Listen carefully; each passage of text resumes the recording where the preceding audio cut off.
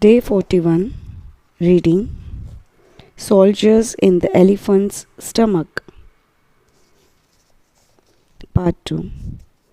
Reluctantly, the soldiers retreated and watched the king from afar. King Udayan took his veena and entered Avanti's side of the forest. He saw the elephant, but it continued moving away from him despite the music.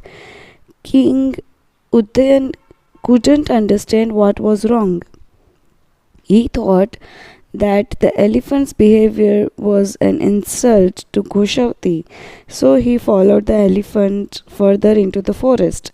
When he was deep inside the kingdom of Avanti, the soldiers emerged from the hollow stomach of the elephant and imprisoned him. With due honor, they presented him to Pradyut. King Pradyut was charmed by Udayan.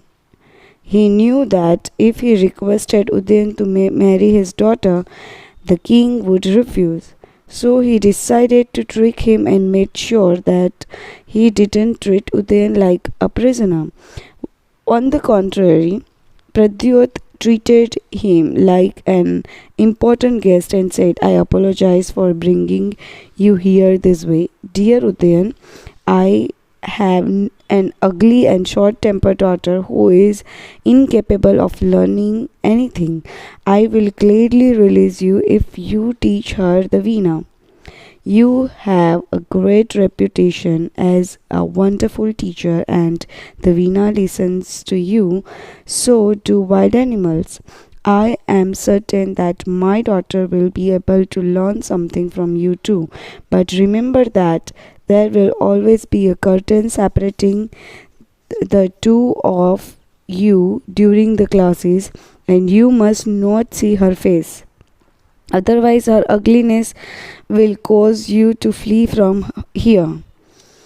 Later, Pradyudat called his daughter Vasavdat to his private chambers and said, "I've just taken an arrogant king as my prisoner. He knows the veena fairly well, but he is very ugly and short-tempered. I thought that you could take advantage of his presence while he is here and learn the veena. But please don't ever look at him, or you will run away at the sight of his caustic face.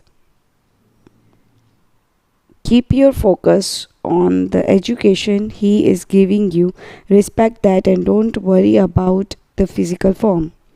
The Guru is, after all, a great man."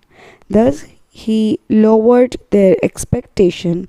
Vasavdat and Udayan began their music lessons together in a private room, a curtain separating them.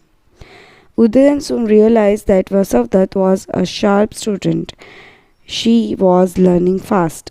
One day she played an obvious wrong note during her lesson. Udayan became upset. "Oh princess, you are not only ugly and arrogant, but also have not practiced properly since our last lesson. Beauty may be in God's hand, but the least you can do is focus on the pursuit of knowledge."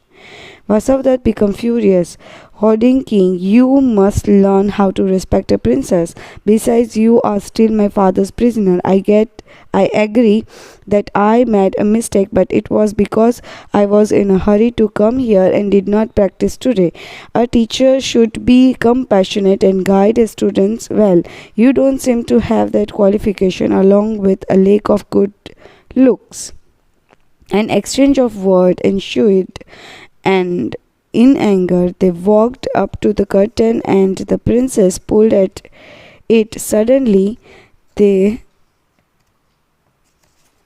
found themselves staring at each other. They were both extraordinarily good looking and fell in love instantly. This had been Pradyut's plan all along.